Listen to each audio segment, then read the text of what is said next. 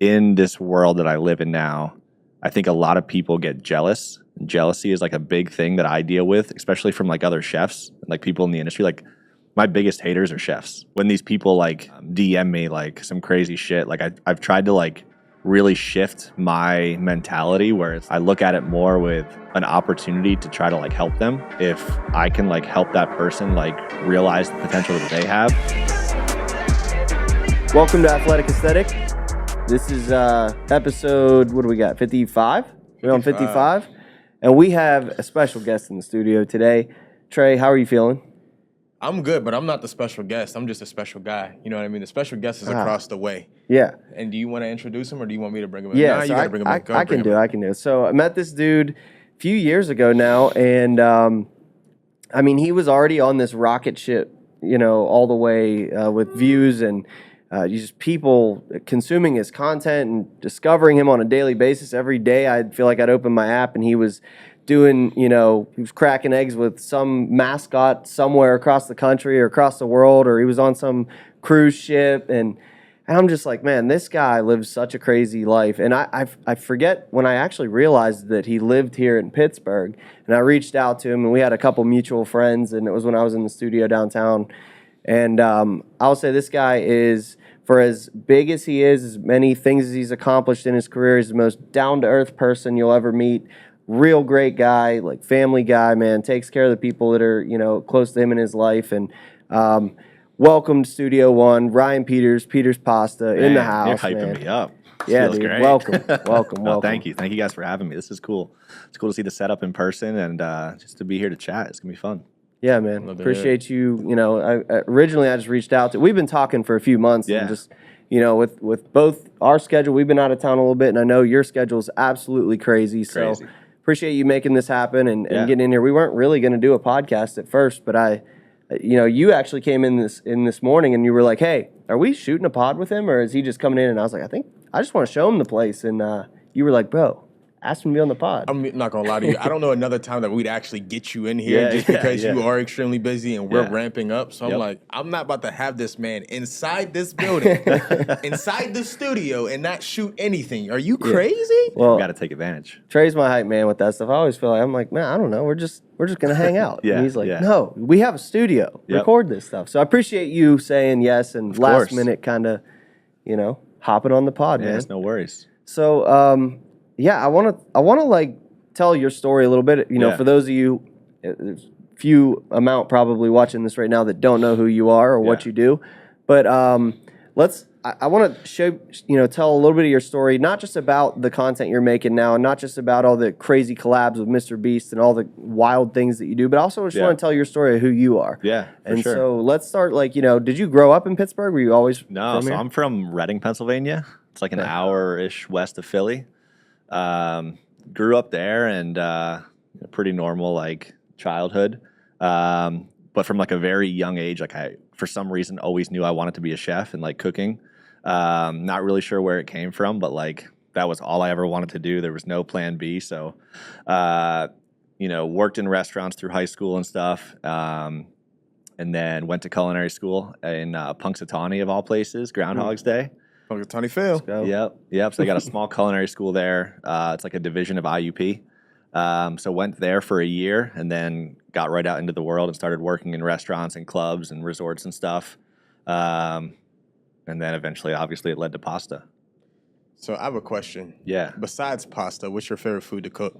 Man, I love everything. And that's what like most people don't realize because like all I do now is pasta. But like for the majority of my career, I was like a fine dining chef that like I was cooking everything. Like I wasn't cooking pasta. So like I love cooking steaks. I love cooking, you know, all kinds of stuff. That like I don't even cook that much pasta at home, to be totally honest. Like I'm cooking other stuff, you know. Can I get it like a Peters plate or something? Like, can I get some? I want to try. I'm hungry. Yeah, I'll get you guys some. Don't worry. All right.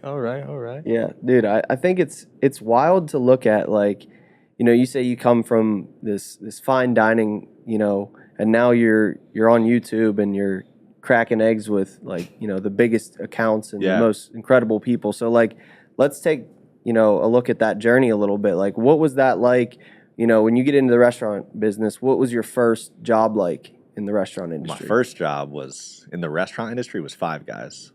Burgers and fries. I like to hear it. I love that job. That was a great job. I never should have left, to be honest. It was awesome. Dude. I remember I quit that job and I got into an argument with the manager. I quit that job. I was like 15 or 16, but like I was like a manager. Like I had a key, which I don't know why they gave me a key.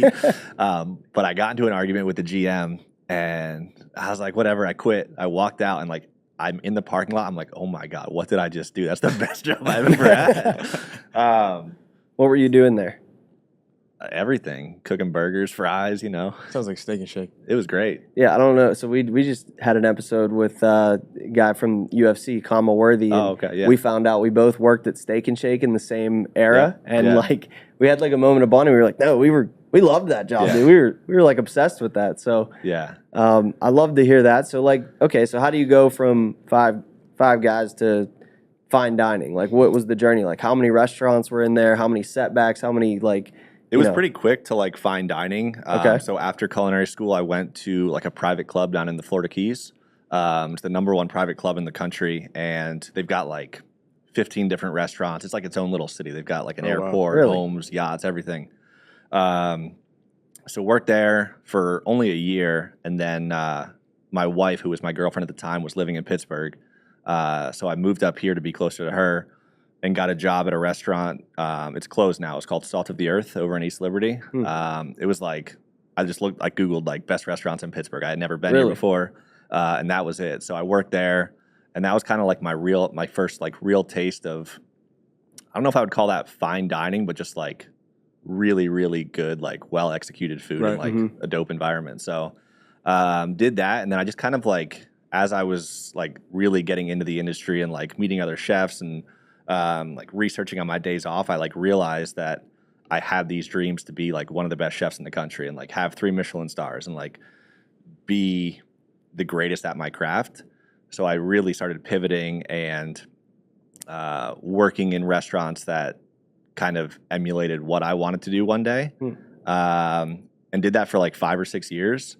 And then I like kind of had like a moment where I realized that I wasn't actually passionate about the food that I was doing. Like I was passionate more about the idea of reaching that goal, but I didn't actually enjoy cooking that food that much. Like I enjoyed eating it and I enjoyed just the dynamic of what it took to create that food, because it's like very high level, like high pressure. But I didn't actually enjoy doing it as much as I thought, or I guess as much as I like was trying to convince myself, you know, that I did.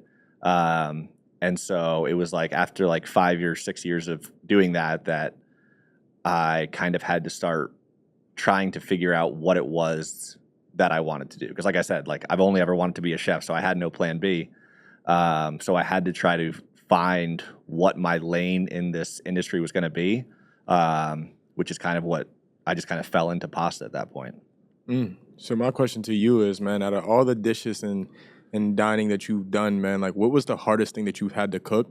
And then my second question, because I'm going to take 2 because I know Vinny got a couple, so I'm going to take my 2. Yeah. You ever see the TV show Bear? Yeah. Okay, so I need to know. That was my life for a while. It was that's real? Yeah. Because I don't know if I could handle that. I'm not going to lie. Like, I got 2 rules in this building, and everybody knows my 2 rules. Vinny, what's my 2 rules?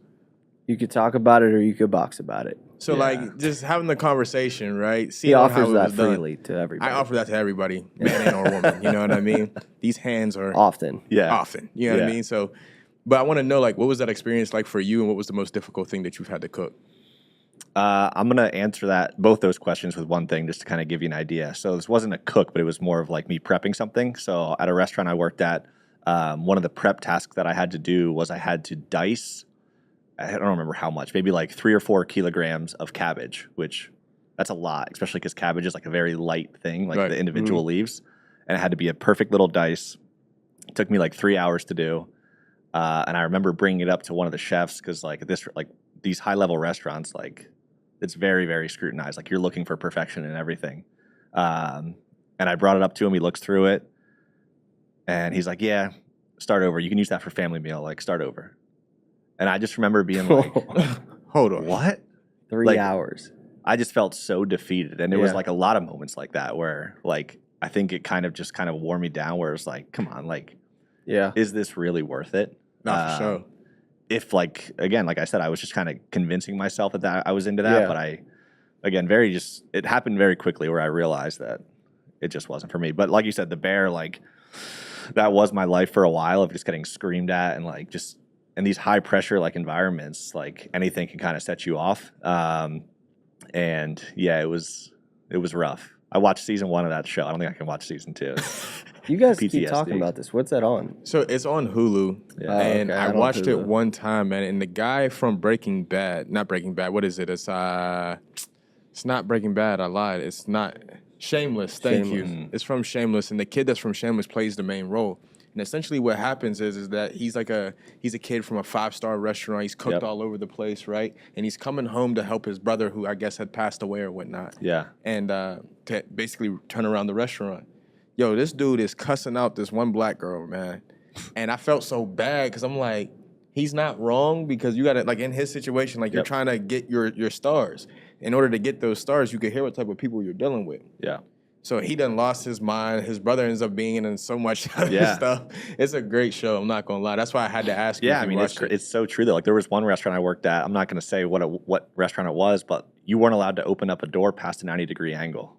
And when I asked why, because I was a young cook, I was curious, and he just looked at me and said, "It's because it's so-and-so restaurant," and just walked away. And I'm like, all right, cool. Like, kind of like those like 3 Michelin star restaurants at that level, like when you go there as like a cook or a chef, you basically just have to like strip away everything that you've learned and start over because like you think you know how to cut an onion, now you got to cut an onion this way. You think you know how to sweep a floor, now you're going to sweep a floor this way. And it's just like until you like condition your brain to that, like it'll never work. So the SpongeBob episode is real. Yeah. When he's like, I need you to get rid of everything but fine dining and breathing.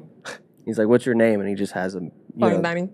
No, like they have that, like his brain just burns. They're like, we threw away his name. Yeah. I remember which one you're talking about. He said his brain. Yeah. He's going through files. Yep. So dude, so what does that do for you? I guess, that's a lot of stress. It has to And be. I was stressed out working at Steak and Shake. So I could only imagine how stressed you are at this high level. Yeah. So when do you think the breakthrough came, I guess, for you to switch that into media? Was it always that? Well, first I switched it into pasta. So the pasta first, Right. I was making I forget where I was working at the time, but I made a batch of pasta at home for my wife and I for dinner, just like a small little like 1-pound batch. Okay. Rolled it out, made like a nice sauce, which I had made pasta a million times before in restaurants. Like I just never thought much of it. But for whatever reason, that night, that pasta turned out really good. So the next day I woke up and I made another pound of pasta. And then I went to work, came home, rolled it out, whatever, made a shape. And then I did that for 64 days in a row because I just became obsessed. I was like, this is awesome. Like, I think I found what I really love to do. Like, I come from an Italian background. Like, I love to make pasta. And as I, like, during these 64 days, I, like, started researching it and, like, diving into pasta making. And, like, there's so much more that I didn't realize. Like, it's a very complex thing. And I became obsessed with it. So it was this was probably 6 years ago, that I was like, okay, I'm gonna be a pasta chef for the rest of my life. Like, that's gonna be great. Like, I'll work in Italian restaurants. Like, this will be my thing. I found my lane. And so did that for a couple years.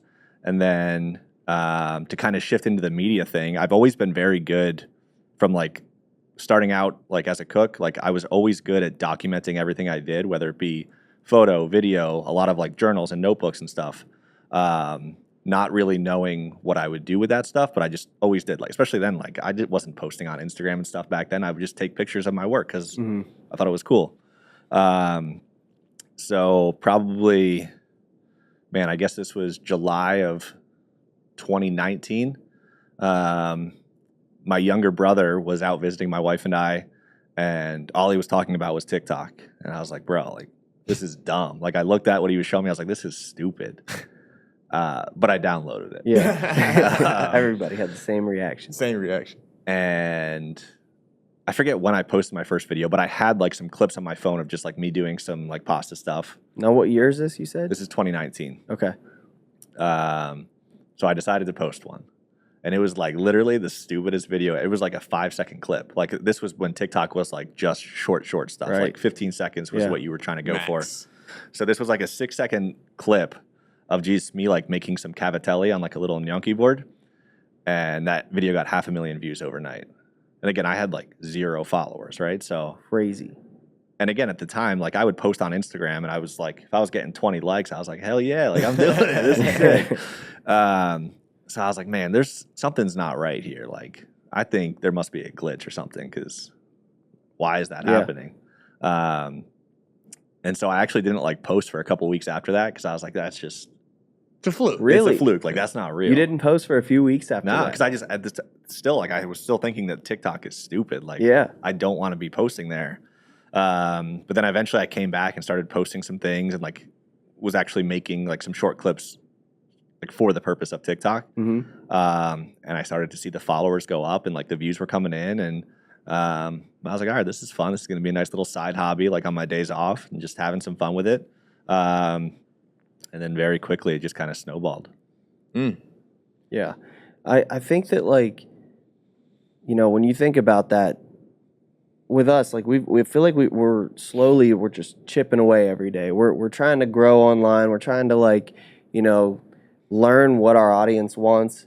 And like when you find that dynamite, dude, like, and it's your first attempt.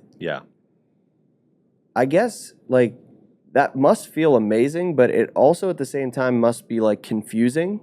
So like in the early days of you trying to figure out, you know, what did that look like? How much time did you immediately start devoting towards creating content? Or, you know, and what were you doing? You know, you switched to pasta, you said, but like, were you still working when all this popped off, obviously? So what did that look like? The last job that I had before doing content full time, I was working at a restaurant in the Strip District called Ironborn.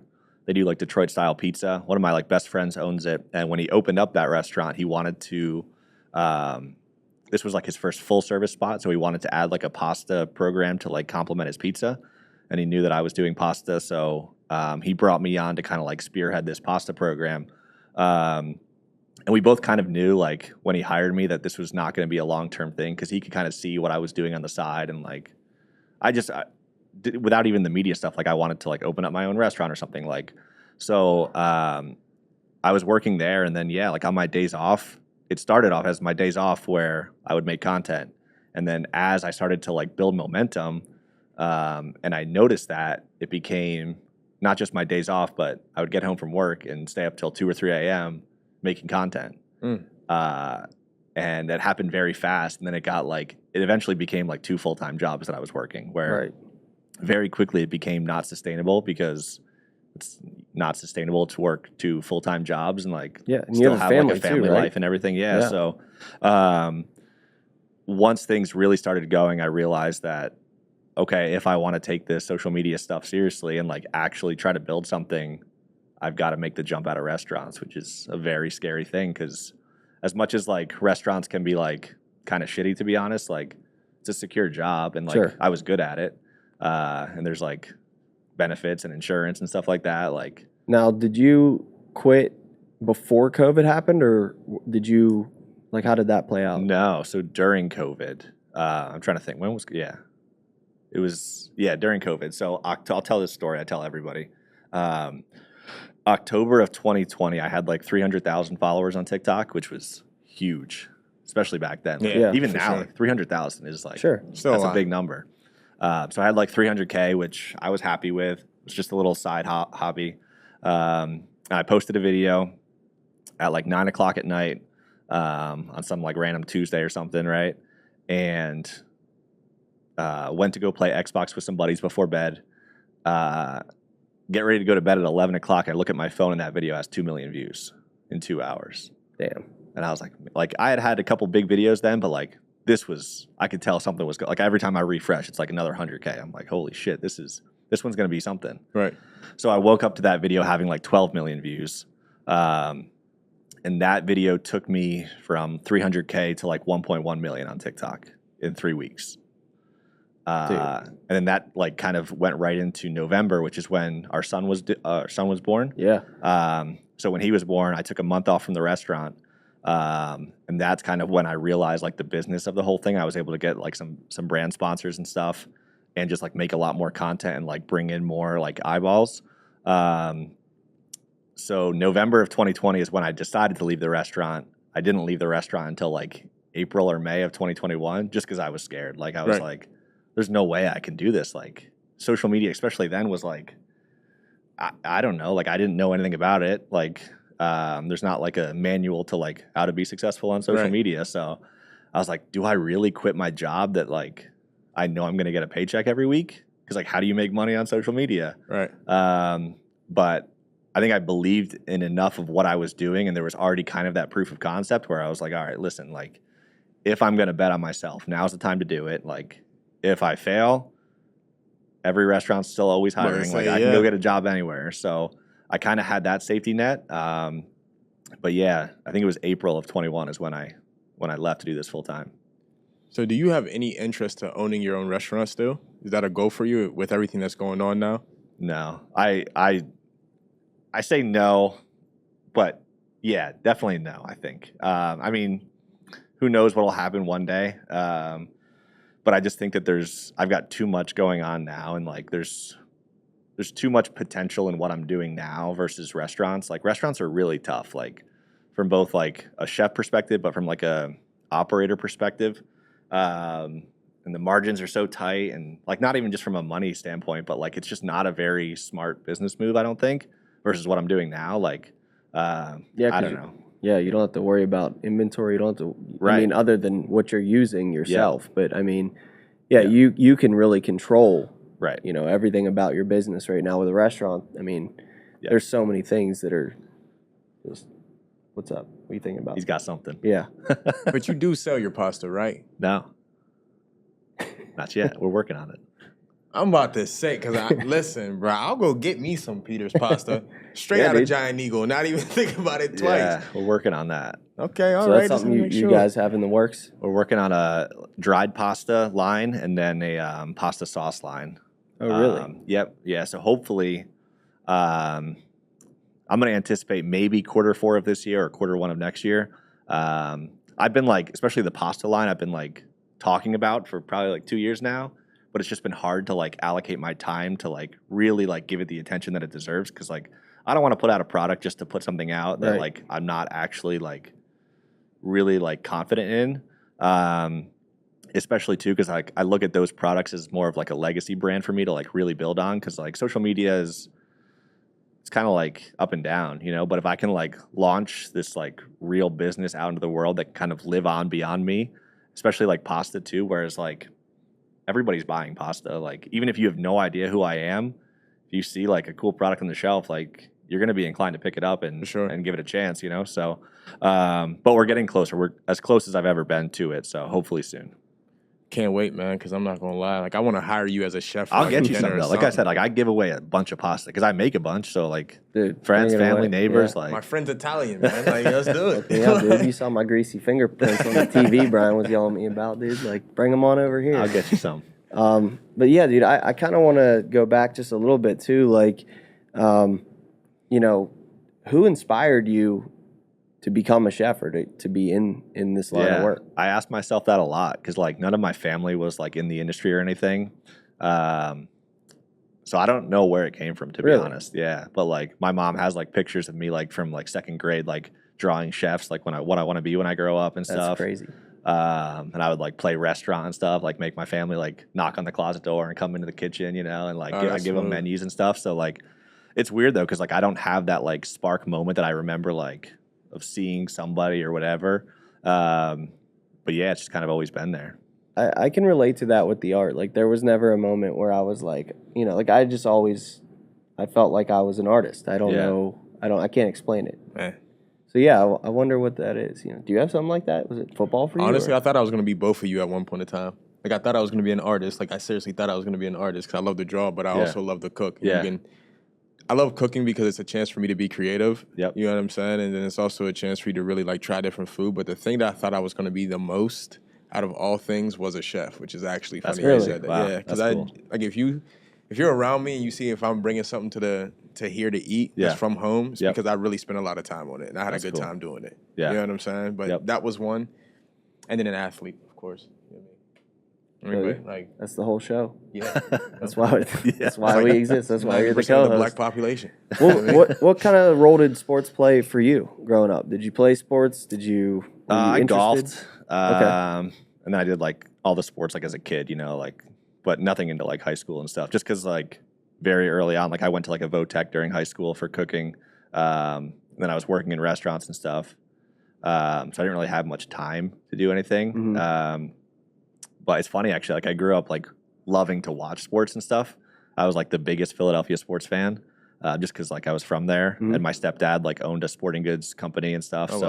I was just around it, and then once I moved to Pittsburgh for the first time, I like fell in love with like the Pittsburgh sports culture, and too like once we started living here full time, it's really hard to keep up with Philadelphia sports out here, and I got to know some of the athletes and stuff. And just for like a good portion of like my career as a chef, like I wasn't consuming sports anymore because I didn't have time. So once I did start it, I was like, all right, like I'm all in on Pittsburgh at this point. I like to hear it, man. Yeah. It makes me feel good because I feel like a lot of people who come into Pittsburgh are diehard Pittsburgh fans after they come in. You know what I mean? Like I feel like a lot of people that are being recognized right now are really not even from Pittsburgh. They just love Pittsburgh. Yeah. You know what I'm saying? It's easy to love, you know? There's a lot to love here. Yeah. I say it's the one and only city that you could actually see a deer walking through your city. Like, like, is that Bambi? Yeah. All right, I gotta ask you this. I'm sure you're asked this a lot right now, so forgive me if it's a cliche question, but I'm curious for someone with your size of a following on TikTok, like how much does like the potential ban of TikTok like affect you? Does it at all? For sure. I mean, TikTok is my biggest platform. Right. So what is like that? I can't lie and say no. Thankfully, like I'm in a position now where I've been able to like build a following on like everywhere, like Instagram, TikTok, Facebook, Snapchat, everything. So thankfully, like versus like I have some friends that like they're kind of all in on TikTok, and it's like that's kind of scary. Like it's not looking good. Yeah, because it doesn't look good. It doesn't look good. So like obviously like if it gets banned, that's a big hit. Just because like the organic reach that you have with TikTok, like you can reach hundreds of millions of people a day. Like it's crazy. That's nuts. Very hard to do anywhere else. But thankfully, like I said, the other platforms are there for me, and I've built a following there that, yes, it'll affect me, but not nearly as much as I think people think. Yeah. So what was your favorite show on the Food Channel? Because I have mine, but I want to know yours. I grew up watching Emerald. Okay. Yeah. Okay. So I grew up watching that. Then all the stuff nowadays, I don't watch it anymore, but Emerald was a big one growing up. Well, what was yours? Mine was the Guy Fieri. Oh, yeah. Diners, Drive. Bro, Diners. I can't even say it right. That's why I just said Guy Fieri. I ain't even gonna lie. I can't say it right, so I didn't even try. But I definitely had the mission in my head. Like, I want to travel and try, like, whatever that state's, like, primary thing is. Yeah. I want to try. Like, I went the whole way to Wyoming to try a bison burger. Yeah? Best burger I've had ever. You don't think you can get anything like anywhere near closer than? I want it from the source. Montana? From the source. Yeah. I want it from the source. Yeah. You know what I'm saying? Like I want to taste it straight from the bison out back. Yeah. That's what I want. You know what I'm saying? Yeah. Fair enough. So that's still a goal of mine. If we ever get famous enough, or to his degree, I want to drive around and just try different food. Yeah. You know what I mean? I think that'd be cool, wouldn't it? I mean, that's why I started traveling was like because I blew up on social media during the pandemic when like we couldn't travel and stuff. So like right when things started opening up, that's when I decided like, hey, like how can I, a very niche, very, very niche creator, like use this to travel? Like I want to like enjoy this a little bit. And so I did just that. Like I reached out to the Penguins and the Steelers because I already had connections with them in the city and was like, hey, like I got this crazy idea. Let me come make a batch of pasta at your stadium. I remember both their social media managers were like, what? You're doing okay numbers at this point, right? This is after you had like the first video go viral. So like because I mean that's like a dream to just be like, hey, at Steelers, you up? Kind of like literally, you that's slide exactly in their how it DMs. was. What you doing around this time, Yeah, Steelers? like trying to make some pasta. I mean, I was doing good numbers, but it wasn't like crazy, but like good. Yeah. So thank God they both said yes. So I did both of those, and those videos did decent. Where like some other teams like took notice. And I remember the Chicago Bears. They were the first like real team that I like consider for that series, just because the Pittsburgh ones like to give it. Yeah. So the Bears reached out and they were like, hey, like we want you to come do this at our stadium. And I was like, oh shit. Like I looked at my wife. I'm like, babe, payday's here. Here we go. And I was like, all right, like, how much do I get paid? And they're like, nothing. I'm like, oh, all right, cool. I was like, you gonna fly me out? And they're like, no. And I was like, all right, cool. So I remember I looked at my wife. I'm like, hey, babe, so listen to this. I'm going to drive to Chicago. And she's like, what do you mean? Like, we have like a newborn at home and stuff. I'm like, listen, like, I think there could be something to this series. Like, I just have a feeling. So again, just kind of bet on myself, drove to Chicago, did something with the Bears. And then while I was there, I was able to get in touch with Benny the Bull from the Bulls. Did something with him. And then on the drive back, I was like at a rest stop. And I just remember DMing the Detroit Tigers. I'm like, yo, I'm driving through tomorroh. Like, you want to do something? And they said yes. So like, you're like the ultimate slide in the DMs. You really are. I slide crazy. Crazy. Especially back then. I was anybody. Like, there was nobody was off limits. But it worked. Like, just DMing these mascots. These mascots just waiting for a text all night. Like what you doing? He was in my city tonight. Again. Yeah. It's like, crazy. He was just in your DMs too. He was in my city tonight. He didn't hit me up. Yeah. It's crazy. Steely McBeams. That's why. Do the Steelers still have him? I don't even know if they have McBeams anymore. They got him. Yeah. They still got McBeams? Yeah. Did they send him away for a while? I don't know. I think they might have. I don't know. Anyways, I don't know. You collect these mascots like Pokemon cards. I've gotten a lot of them so far. Benny the Bull was a good one. That dude was crazy. So when we did it, he's got like a team that works for him. And we did the collab. Like, we made the batch of pasta in front of the MJ statue in the arena. And like the MJ statue, I don't know if you've seen it, but it's like there's like a glass like thing around it and stuff to protect people from like going up to it. And I made the ball of dough. And again, Benny's not talking, like it's his assistant talking to me, but he's like motioning something. I'm like, yo, what is up with this dude? He's like, he wants you to throw the ball of dough to him. And I'm like, all right. He's like, he's going to climb on top of MJ. I'm like, all right. He's like, he wants you to do it backwards. I'm like, what? So the first take is me landing a ball of dough on MJ's head. That's where you got that content. Yeah, we have it somewhere. I was like, I looked at the dude. I was like, yo, this doesn't feel right. He's like, oh, do it again. That was awesome. So Benny was cool to work with. That was fun. The not the Blues mascot, the Colts mascot, Blue. That dude's crazy. I seen that one. That's the one I did see. He's like, he's too much to me. I don't know. He pied me in the face. That sucked. So that was fun. Gritty was cool from the Flyers. He like took the ball of dough and like rolled it into like, it ended up looking like a Subway sandwich and put it in the t-shirt cannon and shot it. It was crazy. That's nuts, bro. So yeah, the mascots are fun. When you arrive on these shoots, right? Yeah. Is it set out like this is what we kind of want to do, or are you guys getting there and just like letting the creative energy flow? Yeah, it's pretty much just like let it flow. There's usually no parameters and stuff. But back then, like when I was doing a lot of them, like there didn't have to be. Like we knew that, like at the time that's when my content really started blowing up. So like we knew that content was going to be a home run. You add the mascot into it, like they just do what they do. Like it was going to work, you know? So like if I wanted to hire you to come cook a full course meal, what does that price tag look like? Like a private chef for a night? Yeah. Like Tre's dating right now. So I am. We can do it. We can set it up. I'll set it up for you. Don't tell me that unless you meet it. You mean that? We'll do it, of course. Oh, shit. We'll talk off camera. Can we make this a double date? Lindy. Baby. Yeah. Yeah, I'll do it. So serious. Yeah, I'll pay for sure. The prices. We can talk. We'll do it. I got a little dick. I got the 411, baby. You don't even know who I got pulling up.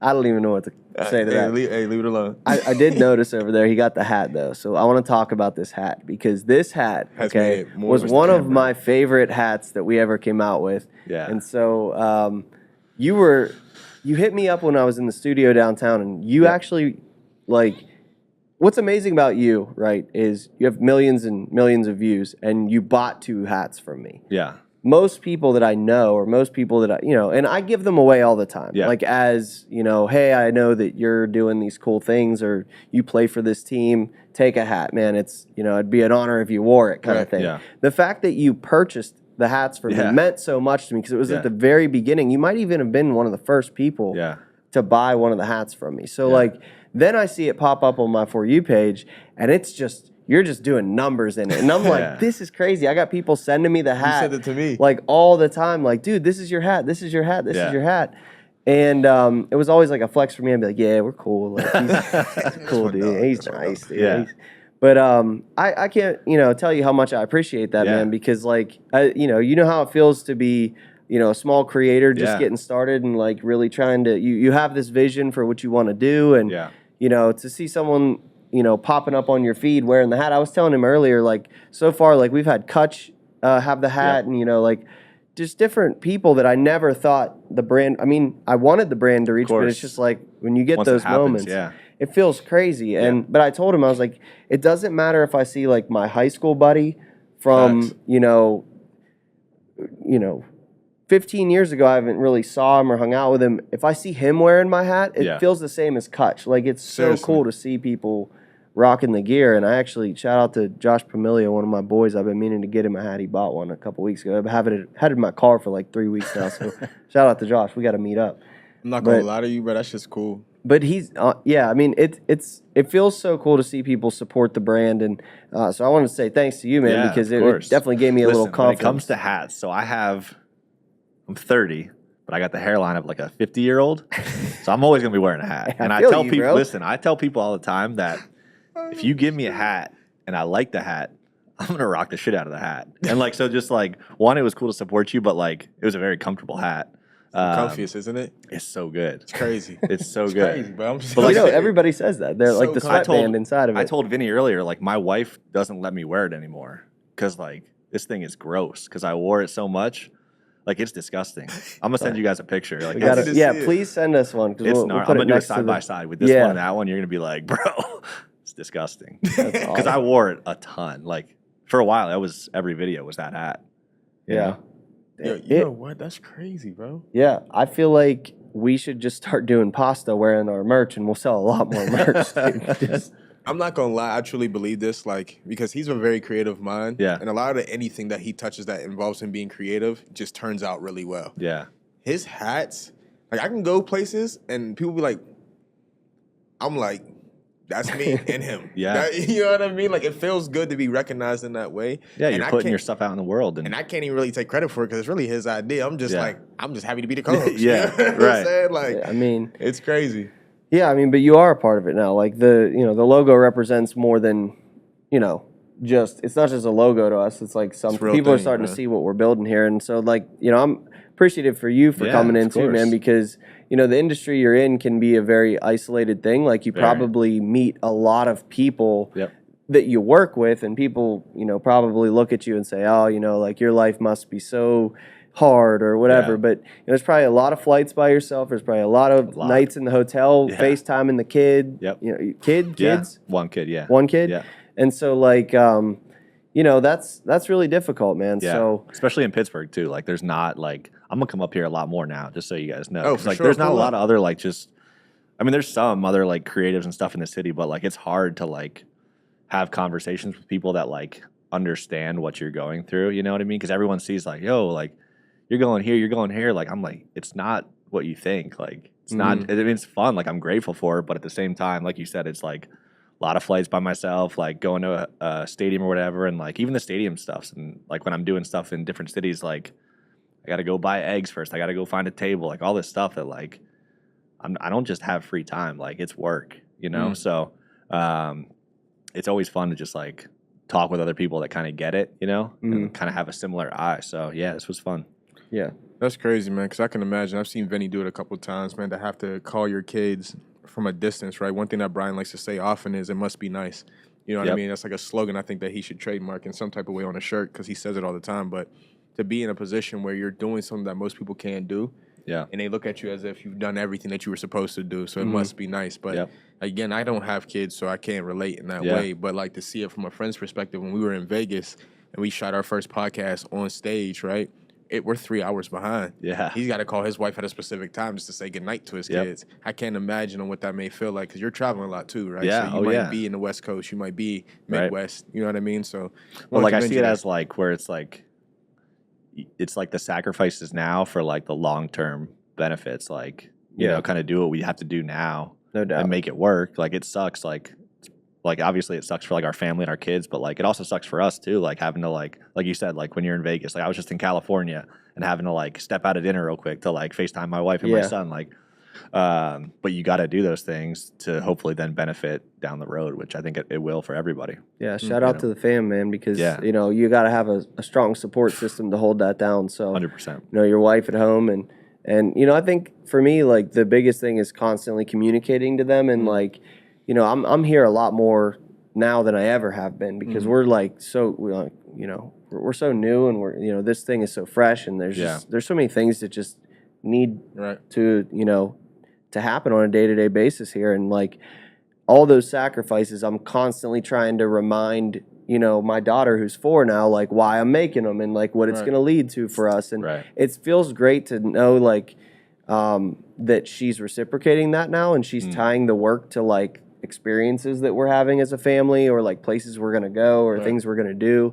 But it doesn't make it easier. So it's like, you know, commend you for having that vision that like the sacrifice short term is for the long term. So like, what's something, I guess, you know, before we wrap up today, like that you want people to know about you, maybe that they don't know, or like maybe it's just a word for them, or, you know, what's on your heart right now? Ooh. That's a good question. It's a great question. I had to give it a quick little pound. You see it?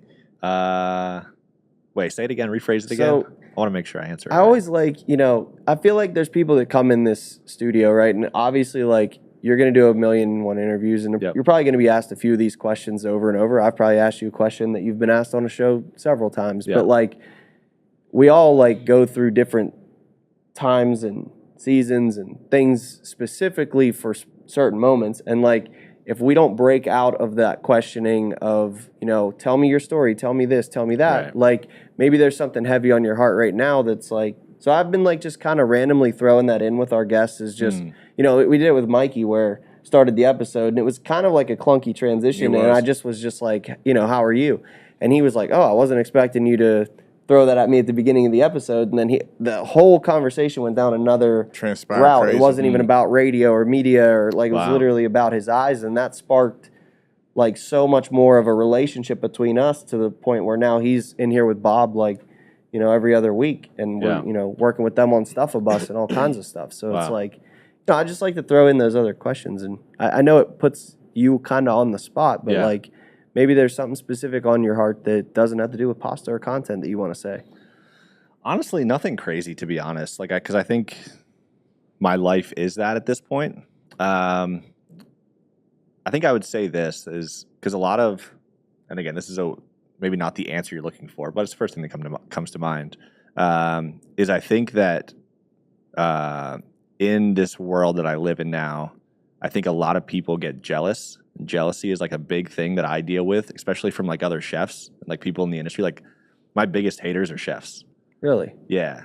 Like I deal with that a lot. Like I could see it. Just like they talk so much shit on me. Like you're doing what they want. Right. And so like I think that I try to like, when these people like DM me like some crazy shit, like I've tried to like really shift my mentality, where it's like, because I used to be like really bad with it, where I would like, you're going to come at me, I'm going to come back at you hard, like really hard. And I've had to like really shift. And then I shifted for a while where I was just like, I would block them immediately. And now it's kind of like I've shifted where like I look at it more with an opportunity to try to like help them. And like, if I can like help that person like realize the potential that they have in what they're doing. Because like for so long, there wasn't that person for me. Like I had to kind of figure it out by myself. Because I'm sure like if I was still working in restaurants now and I saw someone doing what I'm doing, I'm sure I would kind of be like an asshole to them, right? Like, because I want what they have. Right. So I've really just tried to like shift my mentality to try to like help those people out and like kind of give them the tools that I didn't have that I have now to kind of set them up. Yeah.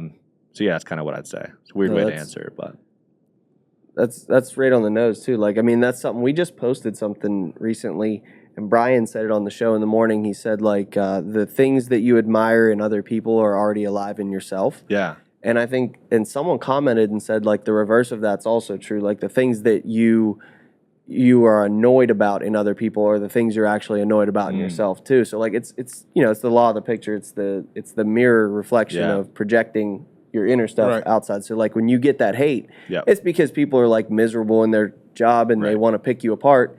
And so like, but that does take a toll on you too. So like, when you say like you were clapping back at these people, like, early on, what, that probably drained you even more. It was bad, especially for a while, because like I make pasta for a living and I make pasta for a living for the internet. And so like part of what I do is for content. Like, but like, so like I understand like this is going to be like kind of weird, but like I understand the traditions and everything from Italy of like how to make pasta by hand. But I also like to have fun with it. Like my goal with my social media is to kind of like bridge the gap between traditional and non-traditional when it comes to pasta, and like also introduce a younger audience and like kind of take down the walls, because a lot of people like home cooks and stuff like are intimidated to make fresh pasta. So if I can kind of like make it more fun and entertaining. So like if I'm, let's say I'm at the Coca-Cola 600 NASCAR race and I add a can of Coke to a batch of pasta, like, yes, it's stupid, but like I'm making content for the internet. And like when I do stuff like that, like people like go crazy on me. And I'm just like, listen, like it's not that serious. Like we're not like, it's like you disgraced one of their like nieces or nephews Oh, or it's great crazy. great grandmother. Yeah. You know what I mean? That's crazy. I mean, I remember when I did, so I started a series last year and like of doubling the eggs, and that whole series, like I was donating the pasta. So we were feeding hundreds, if not thousands of people that didn't know where their next meal was coming from. Like, that's a crazy thing to do. And it felt great. And I remember the one video was like the part 2 of it, of like, boxing it all up into containers and stuff and taking it. And we obviously made all the pasta by hand, but we did not make the sauce. Like we used jarred sauce, because for that, that was hundreds of pounds of pasta. Like we didn't have the time. Like I was so busy with this stuff. And there was this one like Italian dude that just like, this dude was dogging me so hard on the internet. Like, how dare you not make your own sauce? I'm like, bro, like, are you feeding thousands of people? Like, what are you doing? Right. And it's just like things like that it was like, it took a toll for a while. Yeah. I think it comes with the territory. I'm glad you, persevered through that stuff, man. And it seems like so when that guy did it, I was not at the blocking stage yet. I was still at the you were firing back. I'm gonna take you down, bro. Straight up. Yeah. All right. Last thing here, and you got a couple more minutes. Of course. Wrap this up here. I feel like we should do a segment here, like maybe like Peter's pasta secret sauce, because like us getting into. I like that. That was pretty good. That was pretty good. I can't lie. Hey, he started rapping over here. We might need like a graphic for that part. Right there. But dude, I want to pick your brain a little bit, because if you're still listening, either you love pasta and your content, or you're really interested in like social media and like, because that's really, you're successful at pasta, but you're really like great at social media. Social media expert at this point. So like, what are some of the things, I'll just ask it, what was the biggest thing you learned working with like a Mr. Beast, or like on one of these larger shoots that you've done?